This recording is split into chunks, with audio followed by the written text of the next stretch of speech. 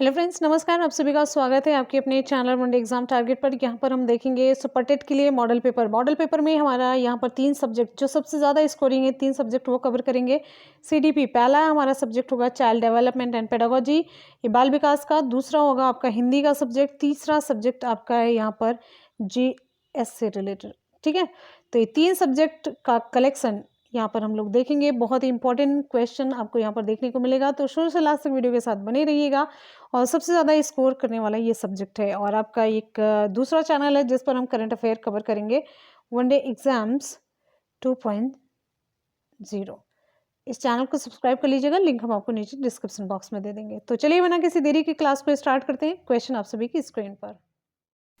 बुनियादी स्तर पर मातृभाषा में शिक्षा देना बेहतर है क्योंकि बच्चों में आत्मविश्वास का विकास करेगा, अधिगम को सरल बनाएगा, या फिर बौद्धिक विकास में सहायता करेगा, या फिर प्राकृतिक वातावरण में बच्चों को सीखने में सहायता करेगा। बुनियादी स्तर पर बच्चों में जो शिक्षा दी जाए वो मातृभाषा में दी जानी चाहिए, क्योंकि ऑप्शन यहाँ पर हमारा डी सही हो जाता है। देखिए, बुनियादी मतलब प्राथमिक स्तर पर। प्राथमिक स्तर पर बच्चों को मातृभाषा में शिक्षा देना बेहतर होता है, क्योंकि इससे वे आसपास के वातावरण के बारे में जल्दी सीख जाते हैं। ठीक है, उनकी मातृभाषा में, जिस भाषा में वो अभी तक शिक्षा ग्रहण किए रहते हैं, जिस भाषा को वो समझते हैं, जिससे कि उन्हें सारी चीज़ें आसानी से समझ में भी आ जाए। अगले प्रश्न की तरफ बढ़ेंगे। नेक्स्ट है, श्याम पट पर लिखते समय सबसे महत्वपूर्ण क्या है? श्याम पट पर लिखते समय सबसे महत्वपूर्ण क्या होता है? अच्छी लिखावट होती है, या फिर लिखने में स्पष्टता, या फिर बड़े अक्षरों में लिखना, या फिर छोटे अक्षरों में लिखना? ऑप्शन यहाँ पर हमारा सही हो जाता है ऑप्शन बी, लेखन में स्पष्टता होनी चाहिए। श्यामपट्ट लेखन का सबसे महत्वपूर्ण घटक होता है लेखन में स्पष्टता, जिससे कि छात्र श्यामपट्ट पर लिखी गई विषय वस्तु को आसानी से और सुगमता पूर्वक पढ़ सकें, उन्हें समझ सकें। आपने कुछ भी लिख दिया है, स्पष्ट ही नहीं लिखा है, चाहे वो बड़ा लिखा हो चाहे छोटा लिखा हो, अच्छी लिखावट में लिखा हो या खराब लिखावट में, स्पष्ट होना चाहिए। जो कुछ भी लिखा है समझ में आना चाहिए। क्लियर है? चलिए अगले प्रश्न की तरफ बढ़ेंगे। नेक्स्ट हमारा प्रश्न आप सभी के लिए है, आपकी कक्षा में एक छात्र देर से आता है। आपकी कक्षा में एक छात्र देर से आता है, आप क्या करेंगे? उसके अभिभावकों को सूचित करेंगे, उसे दंड देंगे, जानने की चेष्टा करेंगे, या फिर उस पर कोई ध्यान नहीं देंगे? बहुत आसान सा जवाब है, ऑप्शन सी सही हो जाता है, कारण जानने की हम चेष्टा करेंगे। सबसे पहले कोई भी शिक्षक है, अगर बच्चा देर से आ रहा है तो देर से आने का कारण जानने का प्रयास करना चाहिए एक शिक्षक को। उसके बाद जो उस वजह से समस्या उत्पन्न होती है तो उसके समाधान के लिए एक शिक्षक के रूप में और एक अच्छे व्यक्ति के रूप में आपको उसका समाधान करना चाहिए। जो भी समस्या बच्चे के साथ है उसका समाधान आपको करना चाहिए समस्या जानने के बाद। अगले प्रश्न की तरफ बढ़ेंगे। नेक्स्ट है, विद्यालय में विद्यार्थियों को कैसे अभिप्रेरित करना उचित है? विद्यालय में विद्यार्थियों को कैसे अभिप्रेरित करना उचित है? विकल्प कौन सा सही होगा आपका? चुने गए अध्ययन के द्वारा, प्रासंगिक अध्ययन के द्वारा, गहन अध्ययन, या फिर सस्वर अधिगम द्वारा? कैसे अभिप्रेरित किया जाए? वेरी गुड, ऑप्शन यहाँ पर हमारा डी सही हो जाता है, सस्वर अधिगम द्वारा। सस्वर का मतलब क्या होता है? प्रवचन, अनुवाद, पठन, ये सभी होता है। तो सस्वर का मतलब होता है प्रवचन, अनुवाद, पठन, ये सभी। तो कहने का मतलब सस्वर अधिगम द्वारा विद्यार्थियों को प्रेरित किया जा सकता है, और यह एक उचित और महत्वपूर्ण पहलू है। विद्यालय में विद्यार्थियों को, ऑप्शन यहाँ पर आपके चारों विकल्प के अकॉर्डिंग डी सही हो जाता है। अगले प्रश्न की तरफ बढ़ेंगे। नेक्स्ट है, शिक्षा का उद्देश्य होना चाहिए। शिक्षा का उद्देश्य क्या होना चाहिए? विद्यार्थियों में व्यावसायिक कुशलता का विकास, या फिर सामाजिक जागरूकता, या परीक्षा के लिए बच्चों को तैयार करना, या व्यवहारिक जीवन के लिए विद्यार्थियों को तैयार करना? बहुत आसान सा है। शिक्षा का उद्देश्य होना चाहिए कि बच्चे व्यवहारिक जीवन में अच्छा कर सकें, व्यवहारिक जीवन के लिए इन्हें तैयार करना होता है। ठीक है, अगले प्रश्न की तरफ बढ़ेंगे। नेक्स्ट है, विद्यार्थी में अवांछित व्यवहार को किंचित परिवर्तन करने में सबसे प्रभावी पद्धति कौन सी है? बच्चे में कोई अवांछित व्यवहार है जिसे हम नहीं चाह रहे हैं, या फिर जो अच्छा नहीं है,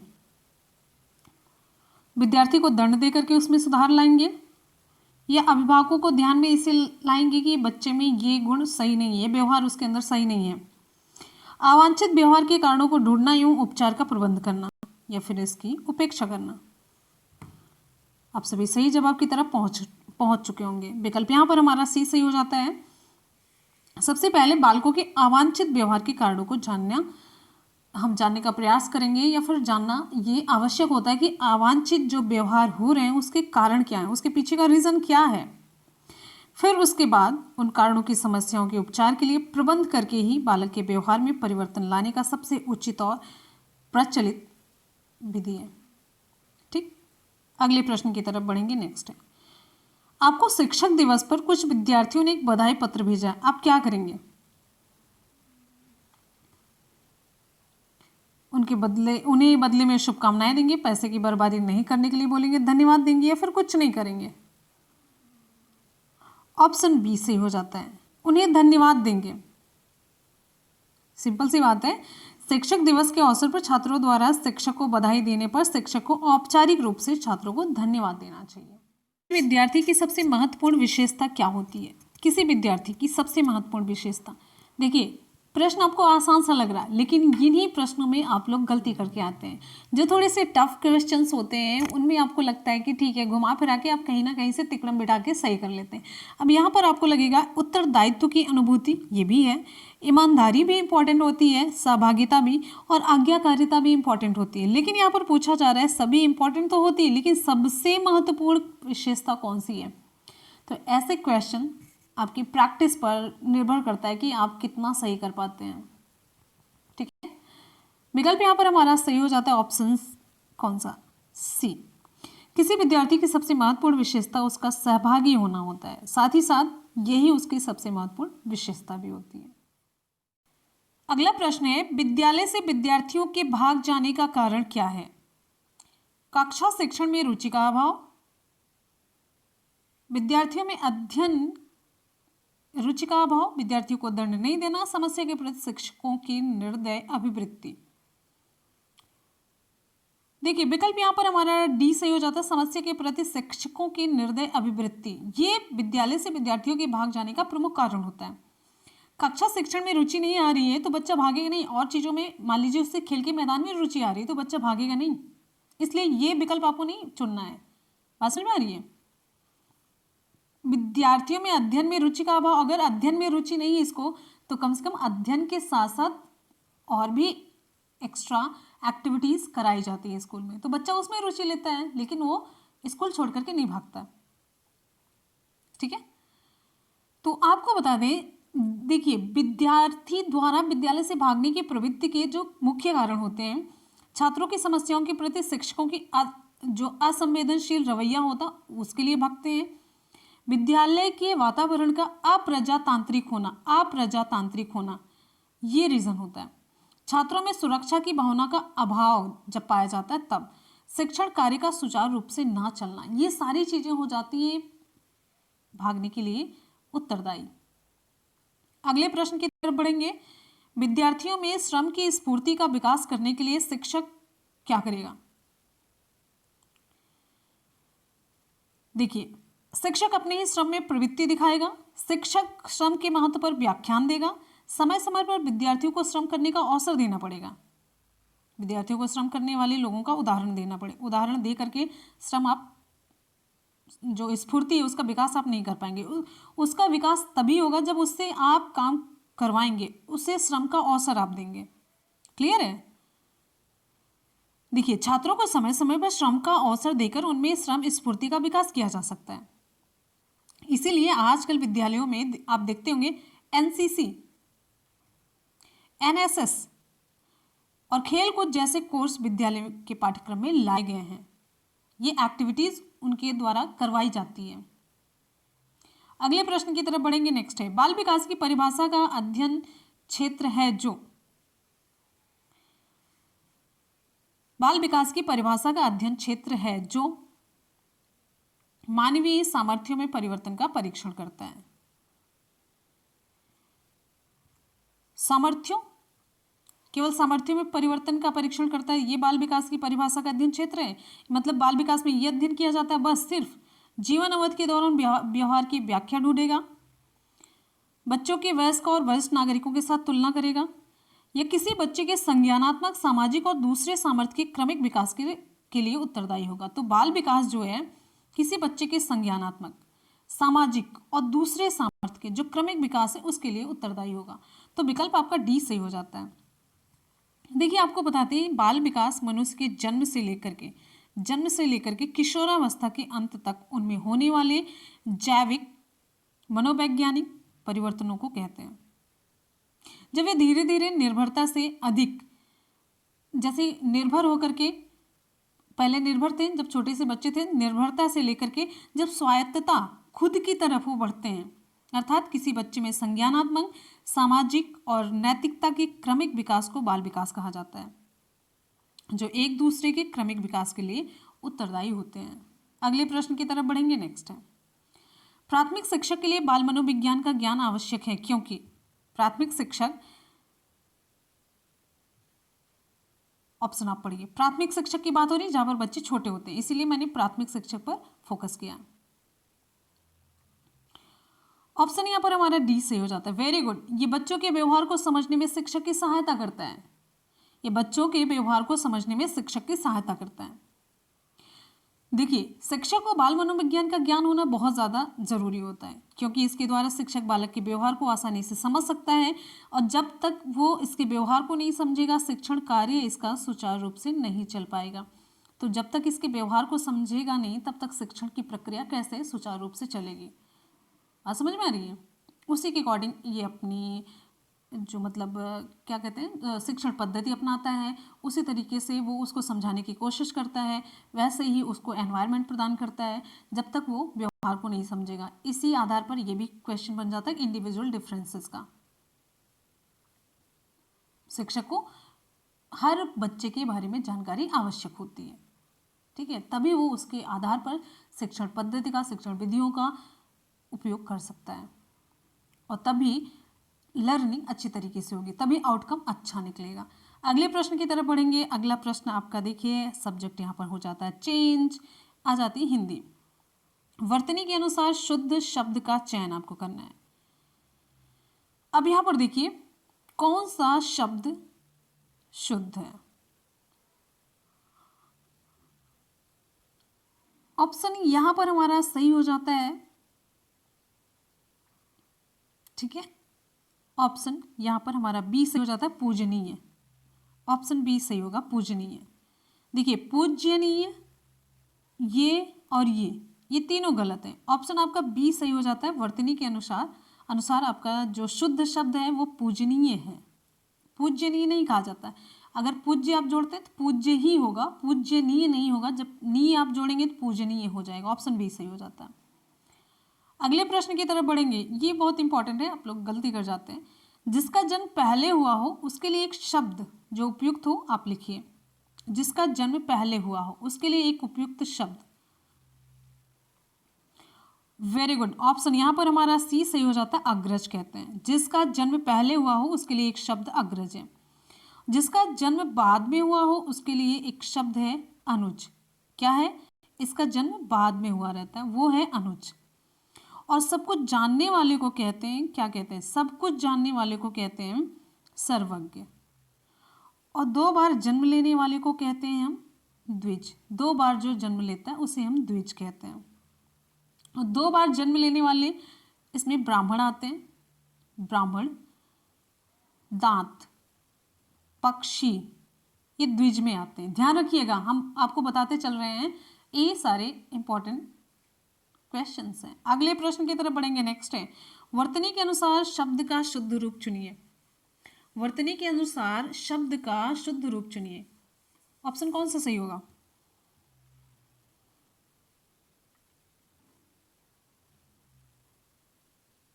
चलिए जल्दी से बताइए, विकल्प यहाँ पर हमारा कौन सा सही होगा।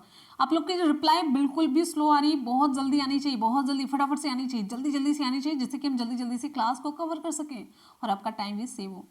विकल्प डी सही हो जाता है, पुरस्कार। ऑप्शन डी सही हो जाता है, पुरस्कार। ठीक, अगले प्रश्न की तरफ बढ़ेंगे। नेक्स्ट है, सजावट शब्द का प्रत्यय आपको बताना है। सजावट शब्द का प्रत्यय बताइए। सजावट में कौन सा प्रत्यय लगा हुआ? शब्द के पीछे जो अक्षर या अक्षर समूह लगते हैं उसे हम कहते हैं प्रत्यय। ऑप्शन यहाँ पर हमारा बी सही हो जाता है, आवट प्रत्यय। ऑप्शन बी सही हो जाता है, आवट। हमारा अगला प्रश्न आप सभी के लिए है, लड़का पेड़ से गिरा, लड़का पेड़ से गिरा, उपरोक्त वाक्य का कारक बताइए। लड़का पेड़ से गिरा, उपरोक्त वाक्य का कारक आपको बताना है। संप्रदान, कर्म कारक, अपादान या फिर करण कारक। ऑप्शन सी सही हो जाता है, अपादान कारक। लड़का पेड़ से गिरा, इसमें क्या है? अपादान कारक। देखिए अलगाव की स्थिति में, जब अलगाव होता है, ठीक है, अलगाव की स्थिति में अपादान कारक होता है। और यहाँ पर आपको साथ साथ में बताते चलते कारक के 8 भेद होते हैं। कौन कौन से? देखिए कर्ता, कर्म, करण, संप्रदान, अपादान, संबंध, अधिकरण, संबोधन। तो सभी की हम आपको विभक्ति चिन्ह विभक्ति चिन्ह भी बताते चलते हैं। कर्ता ने कर्म को करण से के द्वारा, संप्रदान के लिए, अपादान से अलगाव की स्थिति के लिए यहाँ पर से लग रहा है, ठीक है। कर्ता ने कर्म को करण से, संप्रदान के लिए, अपादान से, संबंध का, की, के, रारी, रे, अधिकरण में, पर, संबोधन हे, अरे, अजी, ये सभी लगता है, ठीक है। अगले प्रश्न की तरफ बढ़ेंगे। नेक्स्ट है, चौराहा में कौन सा समास है? चौराहा में आपको समास बताना है, बहुब्रीहि, द्वंद्व, द्विगु, दिगु या फिर तत्पुरुष। ऑप्शन सी चौराहा, यहाँ पर संख्या का बोध हो रहा है, तो चार राह आपको पता चल रही है ना, 4 रास्ते जहाँ पर मिल रहे हैं। चौराहा का विग्रह क्या होगा? 4 राहों का समाहार, 4 राहों का समाहार। जिस समास में पूर्व पद क्या हो? संख्यावाची हो, संख्या का बोध हो रहा है ना, चौराहा। त्रिभुवन, त्रिनेत्र, 3 भवन, और ये त्रिनेत्र, कितने नेत्र? 3 नेत्र, ठीक है। तो इन सभी से 9 ग्रह, कितने ग्रह? 9 ग्रह। इन सभी से संख्या का बोध हो रहा है कि नहीं हो रहा है? तो यहां पर कौन सा समास होगा? द्विगु समास। अगले प्रश्न की तरफ बढ़ेंगे। नेक्स्ट है, पुत्री का पर्यायवाची शब्द नहीं है। पुत्री का पर्यायवाची शब्द कौन सा नहीं है? तनय, सुता, आत्मजा या फिर दुहिता। पूछा जा रहा है कि कौन सा नहीं है। ऑप्शन हमारा यहाँ पर ए सही हो जाता है, तनय। ऑप्शन ए सही हो जाता है, तनय। तनय पुत्री का पर्यायवाची शब्द नहीं है। पुत्री के लिए जो पर्यायवाची शब्द है ये है सुता है, आत्मजा है, ठीक है, दुहिता है, साथ ही साथ में बेटी है, और तनुजा है। तनय नहीं, तनिया है, तनिया है। अच्छा, अब यहाँ पर आप पूछेंगे तनिया बेटी का है, तो तनय किसका है? बेटे का है, ठीक है। बेटा, ये तनय पुत्र का पर्यायवाची है। पुत्र के और जो पर्यायवाची शब्द हैं उसमें बेटा आ जाता है, सुत आ जाता है, और बेटी के लिए जैसे आत्मजा है तो आत्मज हो जाएगा बेटे के लिए, ठीक है। और तनुजा बेटी के लिए है तो बेटी के लिए तनुज हो जाता है, यहाँ पर तनय हो जाता है, तनुज हो जाता है, आत्मज हो जाता है। आ की मात्रा हटा दी जाए तो ये बेटी वाला बेटे का हो जाता है। इतना तो अंतर आप समझ के चलिएगा। अगले प्रश्न की तरफ बढ़ेंगे। नेक्स्ट है, निम्नलिखित में से कौन सा पर्यायवाची शब्द कमल का नहीं है? अब यहाँ पर पूछा जा रहा है निम्नलिखित में से कौन सा पर्यायवाची शब्द कमल का नहीं है? सरोज, अरविंद, सलील या पंकज। ऑप्शन यहाँ पर हमारा सी सही हो जाता है।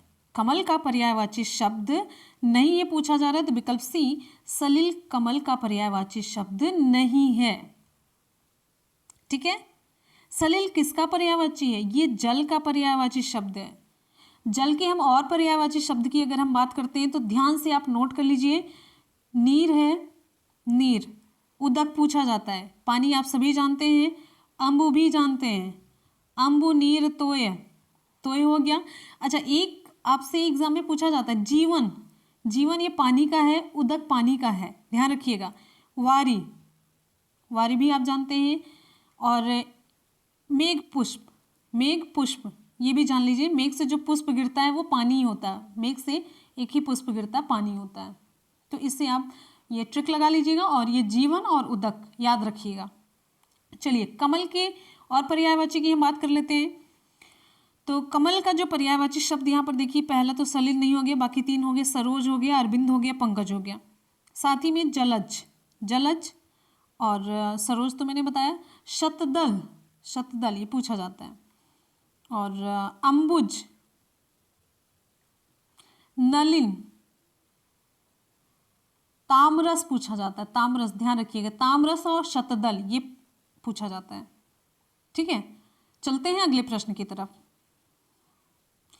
जिसकी मति झट सोचने वाली हो उसके लिए एक शब्द होगा, ये आपके एग्जाम में पूछा गया था।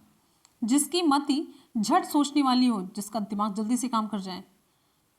ऑप्शन यहां पर हमारा सही हो जाता है ऑप्शन बी, प्रत्युत्पन्न मति, प्रत्युत्पन्न मति। ठीक है, भूलना नहीं है, ये क्वेश्चन को पूछा जाता है, मोस्ट इंपॉर्टेंट लगाइए, मोस्ट इंपॉर्टेंट। अच्छा, और एक चीज यहां पर देखिए, कुशाग्र बुद्धि, जिसकी बुद्धि कुश के अग्रभाग की तरह मतलब नुकीली हो, पैनी हो। कुश का जो अग्रभाग होता है यानी कि जो नोक होती है उसकी तरह पैनी हो, उसे हम कहेंगे कुशाग्र बुद्धि। और जिसकी दृष्टि दूर तक जाए उसे हम कहेंगे दूरदर्शी। ठीक है, दूर तक जिसकी दृष्टि जाए। और द्रुतगामी किसे कहते हैं, आप लोग बता दीजिए, नाम से ही पता चल रहा है। आगे प्रश्न की तरफ बढ़ेंगे, नेक्स्ट है निर्गुण का संधि विच्छेद आपको बताना है। निर्गुण का संधि विच्छेद आपको बताना है। नीचे कमेंट सेक्शन में फटाफट से कमेंट करके रिप्लाई करिए। एक बार जितने भी स्टूडेंट वीडियो को देख रहे हैं फटाफट से वीडियो को लाइक करेंगे, जल्दी से वीडियो को लाइक करेंगे और दोस्तों में लिंक को शेयर करना बिल्कुल भी ना भूलें। फटाफट से वीडियो को लाइक कीजिए, जल्दी से वीडियो को लाइक कीजिए फटाफट से कॉमेंट सेक्शन में और रिप्लाई करते रहिए। वीडियो को लाइक और दोस्तों में शेयर जरूर कर दीजिए। शेयर करेंगे, आप वीडियो को रोकिए और फटाफट से जल्दी से पहले वीडियो को शेयर करके आइए, वापस जल्दी से आइए। जिसके पास जितना भी मीडियम हो, व्हाट्सएप है आपके पास, फेसबुक है, टेलीग्राम है, सभी में प्लीज़ शेयर कीजिए। आप शेयर नहीं करेंगे तो हमें भी उतना मोटिवेशन नहीं मिल पाता है, एनर्जी नहीं आ पाती, कितनी भी हम कोशिश कर लें तो बिना आप लोगों के सपोर्ट के कुछ भी नहीं हो सकता। तो शेयर करते रहिए, सपोर्ट करते रहिए, लाइक करते रहिए और हमारा भी मोटिवेशन बढ़ाते रहिए। जल्दी से आप लोगों की संख्या बढ़े, मुझे भी खुशी होगी, हमारा परिवार बढ़े।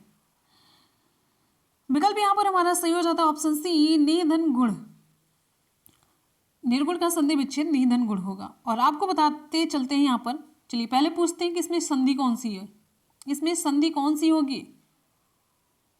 वेरी गुड, विकल्प यहाँ पर हमारा सही हो जाता है विसर्ग संधि। जहां पर ये विसर्ग लगा संधि हुई विसर्ग। विसर्ग के साथ, जैसे विसर्ग यहाँ पर लगा हुआ, ये विसर्ग के साथ कोई स्वर या व्यंजन, कोई स्वर या व्यंजन आता है तो उसके मेल से जो विकार उत्पन्न होता है, जो चेंजेस यहाँ पर होते हैं उसे हम विकार कहते हैं। तो जो चेंजेस यहाँ पर होते हैं उसे हम विसर्ग संधि कहते हैं। देखिए, यदि विसर्ग के पहले अ और आ को छोड़कर कोई दूसरा स्वर आए तो यहाँ पर विसर्ग के बाद कोई स्वर हो तो किसी वर्ग का तृतीय, चतुर्थ और पंचम वर्ण हो, अथवा या रा लावा हा हो तो विसर्ग के स्थान पर रा हो जाता है। तो सेम यही चीज हुई यहाँ पर, देखिए गा आया तो ये निर्गुण हो गया। ठीक है, अगले प्रश्न की तरफ बढ़ेंगे। ये रूल है और आप सभी इस रूल को समझते हैं, जान चुके हैं, इतना पढ़ चुके हैं ना कि सारे रूल वगैरह जितने भी समास हुआ, संधि हुआ, ये सब तो आप एकदम उड़ा देते हैं वैसे भी। निम्नलिखित शब्दों के दिए गए विकल्पों में तत्सम शब्द का चयन कीजिए। तत्सम शब्द कौन सा होगा इसमें, कलश या फिर अब बोलने में वैसे ही प्रोनाउंसिएट होगा आप लोग, लेकिन देखिए ऑप्शन में अच्छा दिखेगा। ऑप्शन ए कलश, ऑप्शन ए सही हो जाता है कलश। कलश तत्सम शब्द का उदाहरण है। तत्सम संस्कृत के वे शब्द जो बिना किसी परिवर्तन के हिंदी में डायरेक्ट मतलब प्रयुक्त होने लगे उन्हें हम तत्सम कहते हैं। तत्सम ये सभी संस्कृत के शब्द होते हैं जो हिंदी में प्रयुक्त होने लगे बिना किसी परिवर्तन के। अगले प्रश्न की तरफ बढ़ेंगे, नेक्स्ट है। अगला प्रश्न है, निम्नलिखित वाक्यों में से शुद्ध रूप चुनिए। निम्नलिखित वाक्यों में से आपको शुद्ध रूप चुनना है। हमारी सौभाग्यवती कन्या का विवाह होने जा रहा है, हमारी आयुष्यमती कन्या का विवाह होने जा रहा है, हमारी सौभाग्यवती कन्या का विवाह होने जा रहा है। ये दोनों तो एक ही हो गए ना। फिर हमारी आयुष्यमती कन्या का नहीं की विवाह होने जा रहा है, तो यहाँ पर का है, यहाँ पर की है। तो अंतर देख लीजिएगा आप लोग ध्यान से। तो शुद्ध चुनना है आपको, शुद्ध की तरफ बढ़िए। हमारी कन्या का विवाह होने जा रहा है, कौन सी कन्या, आयुष्मती या फिर सौभाग्यवती। ऑप्शन यहाँ पर हमारा बी सही हो जाता है। मेनली फोकस आपको सौभाग्यवती और आयुष्मती पर करना है, तो विकल्प यहाँ पर बी सही हो जाता है। ठीक है, तो लेकिन यहाँ पर भी आयुष्मती है, तो यहाँ पर की का ये भी देख लीजिएगा। ऑप्शन बी सही हो जाता है। मेनली जो आपको बताना हमारा उद्देश्य है वो सुनिए। कन्या या पुत्री के लिए, कन्या या पुत्री के लिए आप आयुष्मती या सौभाग्यकांक्षी शब्द का प्रयोग करेंगे। आयुष्मती आप देख रहे हैं, सॉरी, आयुष्मती यहाँ पर देख रहे हैं और सौभाग्यकांक्षी हम लिख देते हैं, सौभाग्यकांक्षी।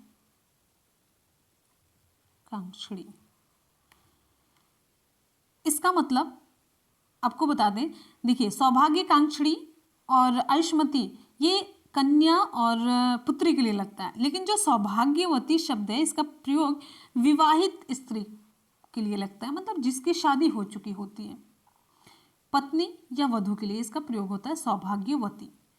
ठीक है, अगले प्रश्न की तरफ बढ़ेंगे। यही इसमें बताने का उद्देश्य था और यही प्रश्न में पूछा भी जा रहा था कि आपको जानकारी है कि नहीं है। निम्नलिखित शब्द का संधि विच्छेद क्या होगा। अब यहां पर देखिए लिखा गया भानुदय का संधि विच्छेद आपको बताना है। भानुदय का संधि विच्छेद विकल्प आप सभी के सामने है। ऑप्शन यहां पर कौन सा सही होगा, ध्यान से देखिएगा। ऑप्शन ए भानुधन उदय, भानुदय का संधि विच्छेद भानुधन उदय है। देखिए भानु, ध्यान से देखिए, भानु धन उदय, तो भानु में छोटे ऊ और फिर प्लस छोटा ऊ, ये दोनों मिलकर के क्या हो गया, बड़ा ऊ। तो यहाँ पर कौन सी संधि है, यहाँ पर कौन सी संधि है, चलिए संधि का नाम जल्दी से बताइए, जल्दी से बताइए संधि का नाम। इतना तो हिंट आपको दे दिया। यदि आ ई उ और री के बाद वे ही जो मतलब वे ही ह्रस्व या दीर्घ स्वर आए, सेम वही, तो दोनों मिलकर के क्रमशः आ का मतलब आ हो जाता है, ई हो जाता है, ऊ हो जाता है और री हो जाता है। बात समझ में आ रही है। तो यहाँ पर कौन सी संधि होगी, जल्दी जल्दी से कमेंट सेक्शन में कमेंट करके बताइए। विकल्प यहाँ पर हमारा सही हो जाता है ए। अगले प्रश्न की तरफ बढ़ेंगे। नेक्स्ट है, निम्नलिखित वाक्यों में से शुद्ध रूप चुनिए। शुद्ध रूप आपको चुनना है, तो ध्यान से चुनिए शुद्ध रूप, और तब तक हम आपका वेट करते हैं 2 से 4 सेकंड का। ऑप्शन कौन सा सही होगा, हमारे यहाँ तरुण नवयुवकों की शिक्षा का अच्छा प्रबंध है।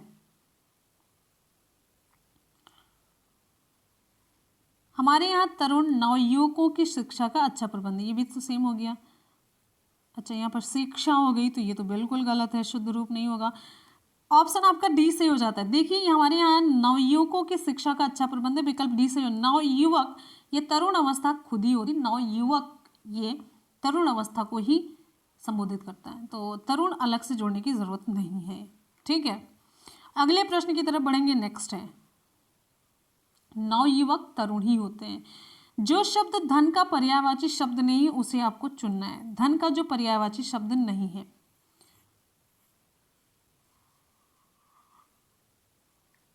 बहुत बढ़िया। विकल्प यहाँ पर हमारा बी सही हो जाता है, द्रव। द्रव धन का पर्यायवाची शब्द नहीं है। धन का जो पर्यायवाची शब्द है द्रव्य है, संपदा है, दौलत है। द्रव ये समस्त तरल पदार्थ के लिए प्रयुक्त होता है। द्रव जो होता है ये समस्त तरल, इसमें तेल भी आ जाता है, पानी भी आ जाता है। अगले प्रश्न की तरफ बढ़ेंगे। आ जाते हैं जीएस के प्रश्न की तरफ, जनरल स्टडीज। क्षेत्रफल का एसआई मात्रक क्या होता है। क्षेत्रफल का एसआई मात्रक मिलीमीटर की पावर 2, ये पावर 2 है, सेमी power 2, metre power 2, kilometre power 2। विकल्प यहां पर हमारा सी से हो जाता है। क्षेत्रफल का एसआई मात्रक, क्षेत्रफल लंबाई है चौड़ाई है, ठीक है, तो लंबाई मीटर में लिखी रहेगी, चौड़ाई मीटर में लिखी रहेगी, दोनों मल्टीप्लाई कर देंगे, मीटर की पावर 2 हो जाएगी। क्षेत्रफल में क्या होता है, लंबाई और चौड़ाई का गुणा किया जाता है, उसको मल्टीप्लाई कर दिया जाता है, तो मीटर की 2 घात हो जाती है। ऑप्शन आपका सी से हो जाता है। एंगस्ट्रॉम क्या मापता है। एंगस्ट्रॉम क्या मापता है, डॉ की मात्रा प्रकाश तरंगों की लंबाई या फिर केबलों की लंबाई या जहाजों की चाल। वेरी गुड, ऑप्शन बी सही हो जाता है, एंगस्ट्रॉम। ये प्रकाश तरंगों की लंबाई को मापता है। द्रव की मात्रा किस में ली जाती है? लीटर में ली जाती है। केबलों की लंबाई ये हम इसको किस में लेंगे? मीटर में लेंगे। जहाजों की जो चाल होती है ये किलोमीटर प्रति घंटा में मापी जाती है। ठीक, तो इतनी सारी चीजें हुई, सबकी अलग अलग किस में कौन मापा जाता है, आप लोगों ने जान लिया। अगले प्रश्न की तरफ बढ़ेंगे। नेक्स्ट है, एक कंघी के कागज के छोटे छोटे टुकड़ों को आकर्षित करने का कारण क्या है? एक कंघी होती है, वो कागज के, जब आप छोटे छोटे, जैसे कंघी है ये यहाँ पे, आप इसके नीचे छोटे छोटे कागज के टुकड़ों को रखेंगे तो ये इसे आकर्षित कर लेती है, और ये तब ज़्यादा आकर्षित करती है जब आप कंघी को बालों में रगड़ देते हैं थोड़ा सा। घर्षण जनित बल, चुंबकीय बल, गुरुत्वीय या फिर स्थिर वैद्युतिकीय बल। ऑप्शन डी सही हो जाता है। देखिए, ये जब कंघी होती है ना, इसको जब बालों में आप रगड़ देते हैं, इस पे आवेश आ जाता है, तो आवेशित होने की वजह से ये क्या काम करती है? इसे आकर्षित करती है। ये जो कागज के टुकड़े होते हैं इन्हें आकर्षित कर लेती है, इस पर चार्ज आ जाता है।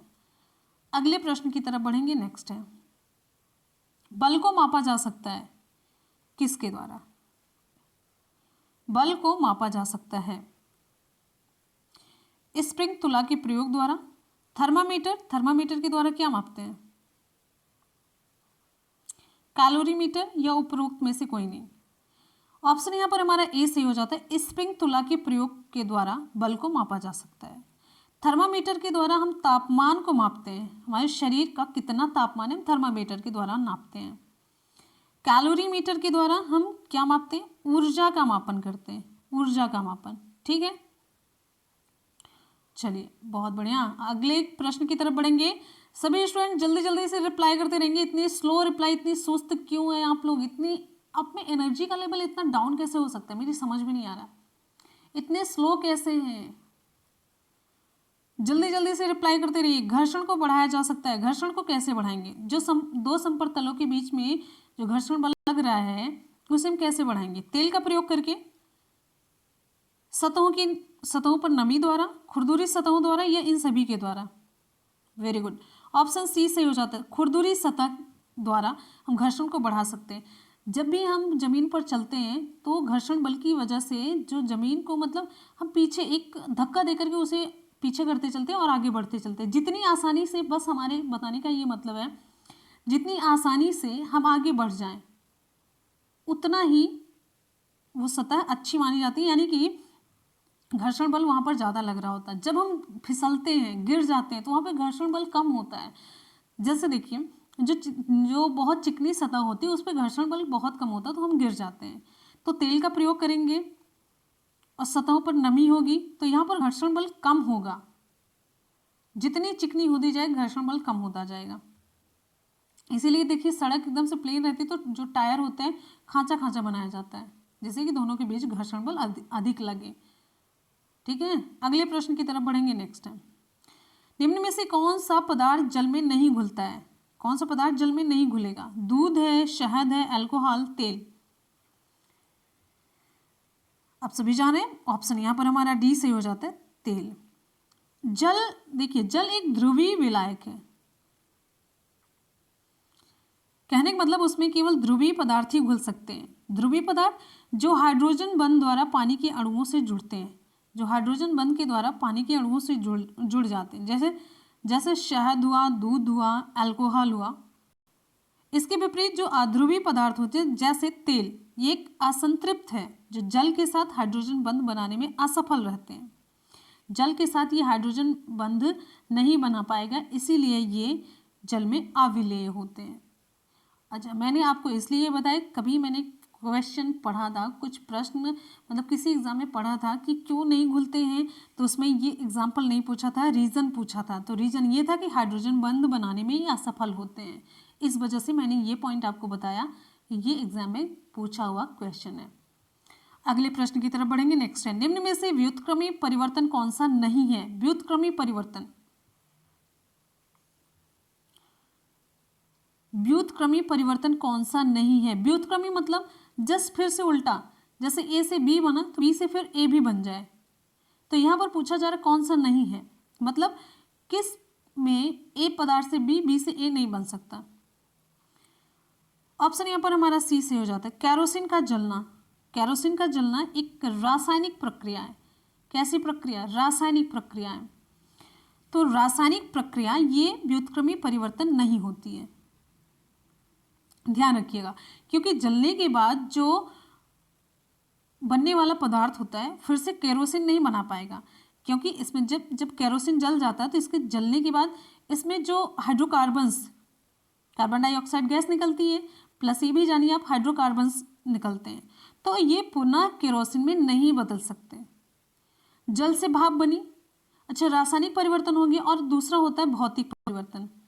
ये व्युत्क्रमी होते हैं। भौतिक परिवर्तन जैसे देखिए जल से भाप का बनना, जल से भाप, लोहे का पिघलना, भाप का संघनन, जल से भाप बनी, भाप फिर से जल, जब ठंडी होगी जल बन जाएगी। भौतिक परिवर्तन में पुनः पहले वाला पदार्थ मिल जाता है।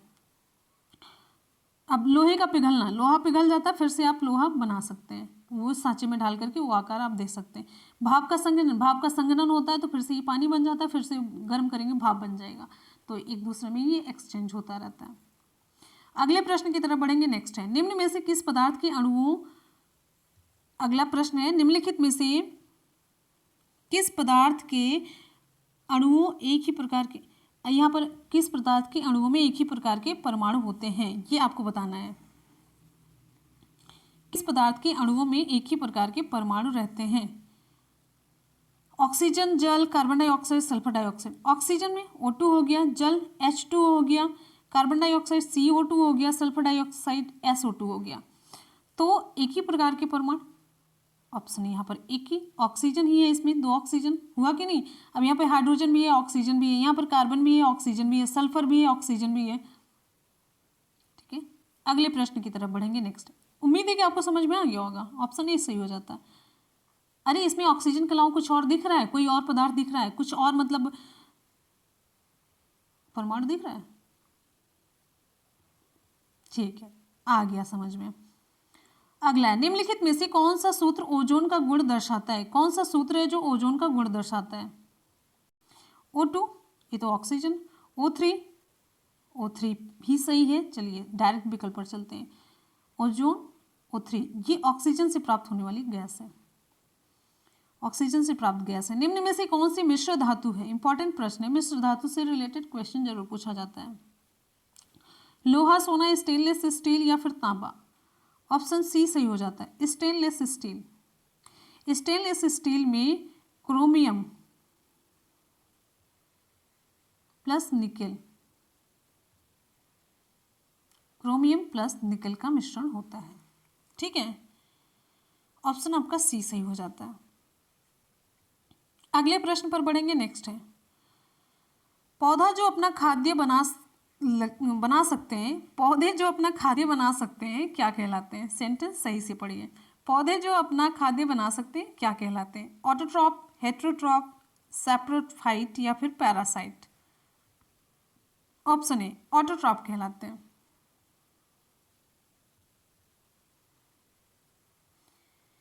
पौधे सूर्य के प्रकाश में एक प्रक्रिया करते हैं जिसका नाम है फोटोसिंथेसिस, प्रकाश संश्लेषण की प्रक्रिया, और इसी को कहते हैं पौधों के भोजन निर्माण की प्रक्रिया।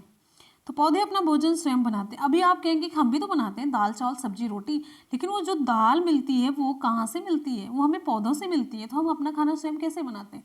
पौधे किसी से नहीं प्राप्त करते, जल जमीन से लेते हैं, सूर्य का प्रकाश सूर्य से लेते हैं, और फिर उसके बाद से ये जो होती है कार्बन डाइऑक्साइड बाहर वातावरण में मिल रही है, और प्लस जो क्लोरोप्लास्ट होता है गॉड गिफ्टेड है इनके पास। तो सारी चीज़ें जो गॉड गिफ्टेड चीज़ें हैं उनसे ये अपना भोजन बनाते, किसी पर भी डिपेंडेंट नहीं।